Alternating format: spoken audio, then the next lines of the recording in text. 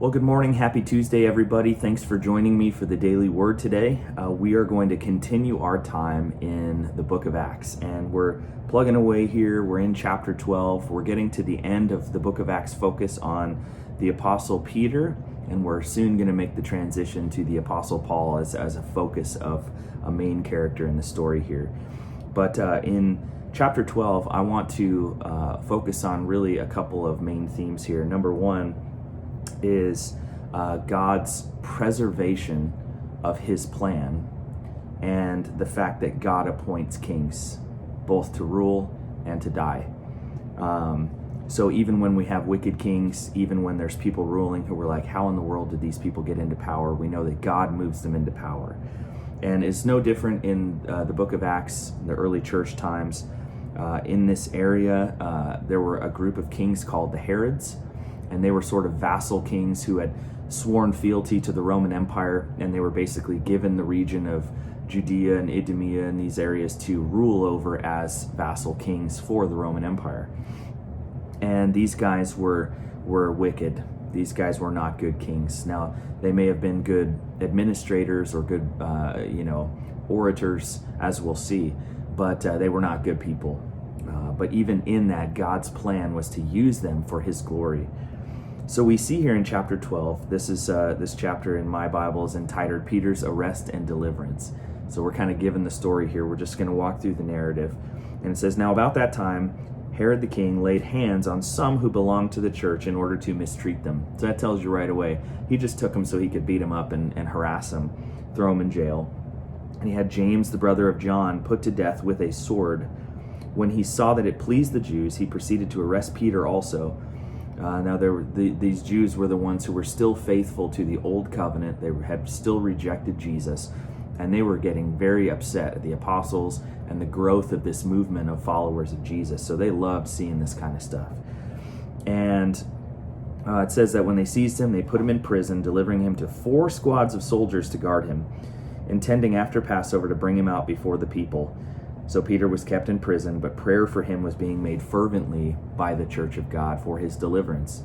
So even knowing God's sovereignty and his plan, not knowing his full plan, but knowing that he would grow his church, the people still prayed. They still felt heavily what was going on, but they trusted in the Lord for what was going to happen. So it says, on the very night that they were going to bring him forward, Peter was sleeping between 2 soldiers bound with chains, and guards in front of the door were watching over the prison. And behold, an angel of the Lord suddenly appeared, and a light shone into the cell, and struck Peter's side and woke him up, and saying, get up quickly. And the chains fell off, and the angel said to him, gird yourself and put on your sandals. So the angels are doing a jailbreak here. They're breaking him out of prison, and it says, wrap your cloak around and follow me. He went and continued, and did not know what was being done by the angel was real. He thought maybe it was a dream or a vision, but when they had passed the first and second guard, and they came to the iron gate that leads into the city, which was opened for them by itself. The gate just swung open. They went in and it closed again. It says, then the angel immediately departed him, and he was alone. When he came to himself, he says, now I know for sure the Lord has sent his angel and rescued me from Herod and the Jewish people. And when he realized this, he went to Mary's house, and he starts knocking on the door, and this servant girl named Rhoda answers the door, and she recognizes it's Peter, and she runs up to tell everyone, and they're like, you're crazy, go back to bed. And Peter keeps pounding on the door, and they finally open the door, and they realize it's him. And they see this miracle. They're amazed. But he motions them to stay silent. He described to them how the Lord had let him out of prison. And he said, report these things to James and the brethren. And then he left and went to another place. Because clearly, if he had just stayed at the house, they could have just come and found him. So it says, now, this is the kind of the sad part here, but it's all in God's sovereign plan. Now, when the day came, there was no small disturbance among the soldiers as to what could have become of Peter. When Herod had searched for him and not found him, he examined the guards and led them all off to execution. Because that was one of the rules. If you as a guard let a prisoner go, that's on your head. You get their punishment. So, and then it says, then he went down from Judea to Caesarea and was spending time there. So Herod just, kind of loses his mind, takes it out on the guards, has them all executed. Again, this is all in God's sovereign plan. But now we get to the end of the chapter here. It says, he was very angry, with the people, the entire Sidon near Caesarea, and with one accord they came to him, and having won over Blastus, one of the king's chamberlain, they were asking him for peace, because their country was led by the king, because their country was fed by the king's country. On an appointment day, Herod, having put on his royal apparel, he took a seat in what's called the rostrum. This is like a big podium, a public place for address, and he's making a big speech to them, very eloquent speaker. And what happens is the people keep crying out to him, the voice of a God, not a man.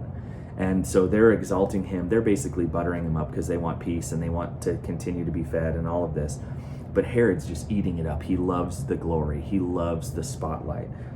And so in his pride and in his unbelief, he's doing this. And it says, and immediately an angel of the Lord struck him because he did not give God the glory. And he was eaten by worms and died. Now, it doesn't say, and he died and he was eaten by worms. It said, and he was struck, eaten by worms and died. So that's a nasty way to go. I don't know exactly what that means, but we know that it's a punishment befitting of somebody who would usurp God's glory with the kind of arrogance and hubris that he did. So it says, but then very simply, but the word of the Lord continued to grow and be multiplied. Nothing's going to get in the way. All these acts of men trying to stop the church from growing, nothing that can't happen. It's going to continue to grow. The word of the Lord spreads. The church continues to grow. Numbers continue to be added. People continue to be baptized. Then verse 25, it says, and Barnabas and Saul returned from Jerusalem. So they go back to Antioch. And when they had fulfilled their mission, taking along with them John, who was also called Mark. So now we meet another character, John Mark, who is going to be another companion of Paul on his missionary journeys. So we kind of see Peter will still show up here, but as we transition tomorrow into chapter 13, we're really going to start to focus on the ministry of Paul and these these missionary journeys that are going to go out and plant all of the churches that we see letters written to in the New Testament.